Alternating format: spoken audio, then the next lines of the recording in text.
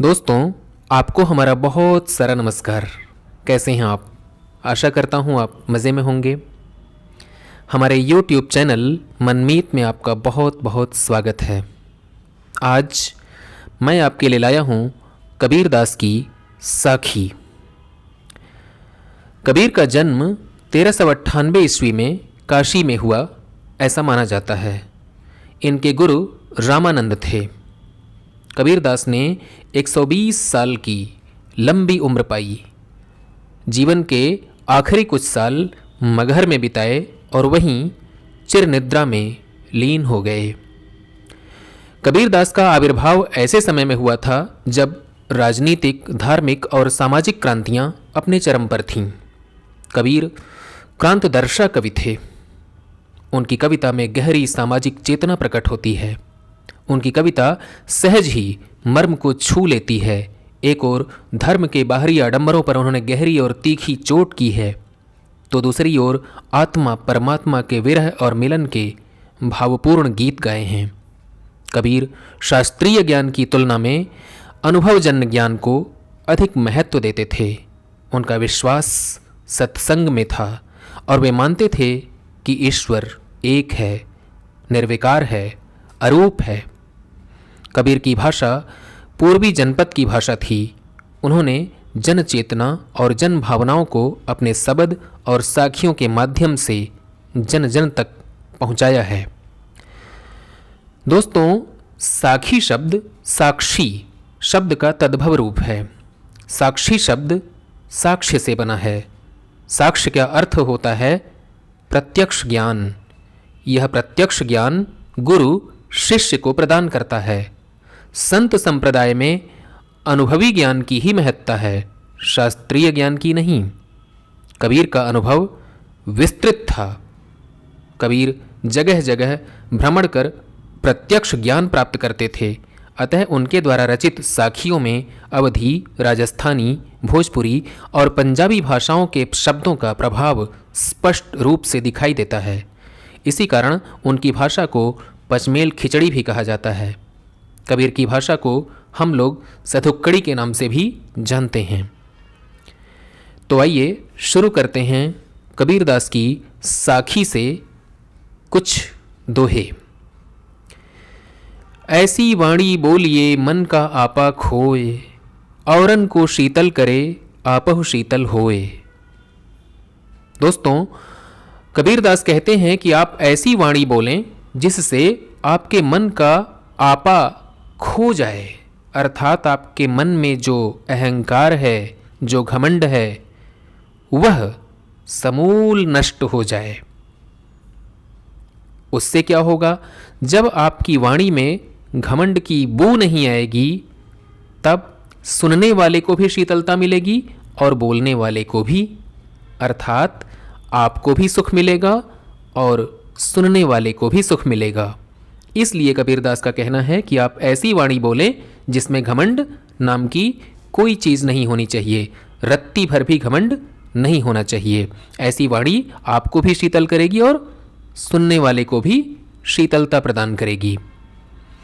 कबीरदास का अगला दोहा आपके लिए पेश कर रहा हूं। कस्तूरी कुंडल बसै मृग ढूंढै वन माही, ऐसे घटी घटी राम हैं दुनिया देखै नाही। कबीरदास कहते हैं कि जिस प्रकार हिरन के नाभि में कस्तूरी बसता है, ठीक उसी तरह से कण कण में राम हैं और दुनिया देख नहीं पा रही है। तो दोस्तों, कस्तूरी एक सुगंधित पदार्थ होता है जो हिरन के नाभि में होता है। उसकी सुगंध हिरन को अपनी तरफ आकर्षित करती है और हिरन उस सुगंध के खोज में भटकता है, दूर दूर दौड़ता है, जबकि वो इस बात से अनजान है कि वास्तव में वह सुगंध उसकी नाभि से, उसकी कुंडली से ही आ रही है। लेकिन उस सुगंध की तलाश में वह दर दर भटकता है। ठीक इसी प्रकार से राम तो हमारे अंदर हैं, ईश्वर का वास हमारे भीतर है और हम ईश्वर की तलाश में कहाँ कहाँ नहीं भटकते हैं। हम समझ नहीं पाते कि ईश्वर कहाँ है और उनकी तलाश में हम लोग दूर दूर भटकते रहते हैं, जबकि ईश्वर हमारे अंदर ही है। अगला दोहा है, जब मैं था तब हरि नहीं, अब हरि हैं मैं नाही। सब अंधियारा मिट गया, जब दीपक देखा माही। कबीरदास यहाँ पे कहते हैं कि जब हमारे अंदर अहंकार था तब हमारे अंदर ईश्वर का प्रवेश नहीं हो पा रहा था। अब हमारे अंदर भगवान हैं, हमारे अंदर हरि हैं और घमंड नहीं है, अहंकार नहीं है। सब अंधियारा मिट गया, जब दीपक देखा माही। जब मैंने ज्ञान का प्रकाश देखा तो सब अंधियारा मिट गया, जो अंधकार था अज्ञान रूपी वो मिट गया।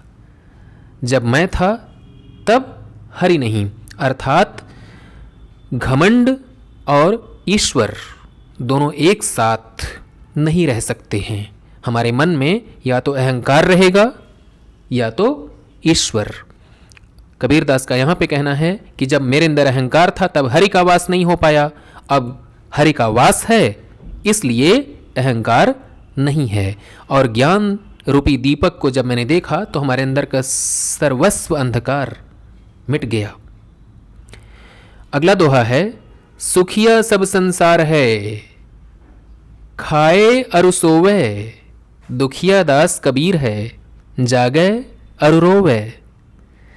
कबीरदास का कहना है कि जब हम संसार में देखते हैं तो हमें यह लगता है कि संसार में सभी लोग सुखी हैं, खा रहे हैं और आराम से सो रहे हैं, और एक हम हैं जो हम दुखिया हैं, हम दुखी हैं और अपने दुख में हम जागते हैं और रोते हैं। अर्थात सबको दूसरे लोग सुखी नज़र आते हैं और स्वयं के बारे में लोगों की धारणा ये होती है कि सबसे ज़्यादा दुख हमें खुद को ही है, बाकी संसार में बाकी लोग क्या हैं, सुखी हैं। अगले दोहे की ओर आपको ले चलता हूं। बिरह भुवंगम तन बसै, मंत्र न लागै कोई। राम वियोगी ना जीवै, जीवै तो बौरा होई। कबीरदास कहते हैं कि विरह रूपी सांप हमारे शरीर को लपेटे हुए है, हमारे शरीर में बस रहा है, अब कोई मंत्र काम नहीं कर रहा है। किसके विरह की बात कबीरदास कर रहे हैं? राम से जुदा होकर के, राम से अलग होकर के जो विरह है, वह सांप, विरह रूपी सांप हमारे शरीर पे लिपटा हुआ है और कोई मंत्र काम नहीं कर रहा है। राम के वियोग में कबीरदास कह रहे हैं कि मैं इतना व्याकुल हूं कि मेरे ऊपर और कोई मंत्र काम नहीं कर रहा है। राम के वियोग में कोई जी नहीं सकता और अगर जिएगा तो पागल हो जाएगा। अब आपको मैं ले चलता हूं अगले दोहे की तरफ। निंदक नियरे राखिए, आंगन कुटी छवाए। बिन साबुन पानी बिना, निर्मल करे सुभाए। अर्थात निंदा करने वाले को अपने निकट रखना चाहिए, सम्मान पूर्वक अपने पास रखना चाहिए। क्यों? इसलिए क्योंकि जो निंदक होता है वो हमारी कमियों को उजागर करता है, हमारे अंदर क्या क्या कमियां हैं इसको वो बताता है, और अगर हम उसको दूर करते चलें तो हमारा स्वभाव निर्मल हो जाएगा।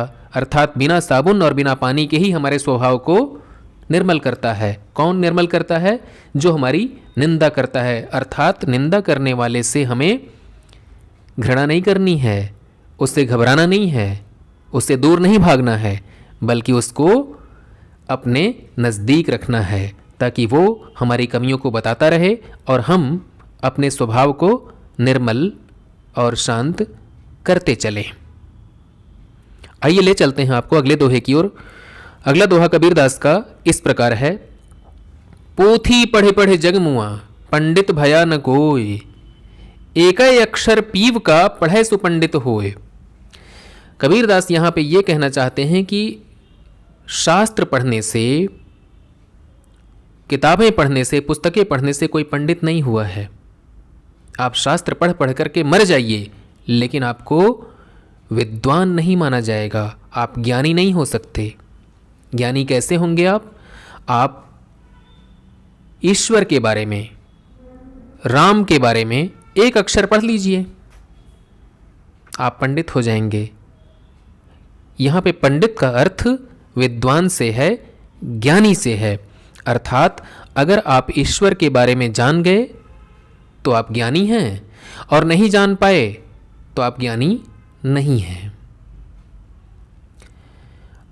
अगला और अंतिम दोहा आपके लिए मैं पेश कर रहा हूं।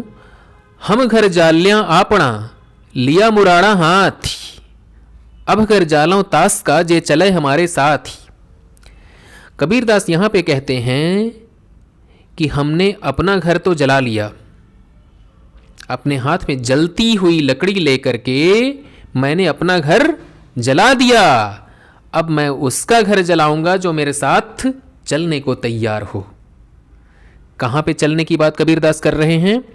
प्रभु के पास, ईश्वर के पास। जिसको ईश्वर की प्यास है, जिसको ईश्वर से मिलने की ललक है, उसके लिए क्या जरूरी है कि पहले वो माया और मोह के बंधनों से मुक्त हो जाए। और जो हमारे साथ चलना चाहता है, अर्थात ईश्वर के पास चलना चाहता है, वो पहले अपना घर जला दे, अर्थात माया और मोह के बंधनों को काट दे, तभी वो हमारे साथ चलने के लायक है। तो दोस्तों, ये थे कुछ दोहे कबीरदास की साखी से। आपको कैसे लगे? अपनी प्रतिक्रिया हमें अवश्य दीजिएगा। आपसे मुलाकात होगी अगले वीडियो में। तब तक के लिए आज्ञा दीजिए। नमस्कार।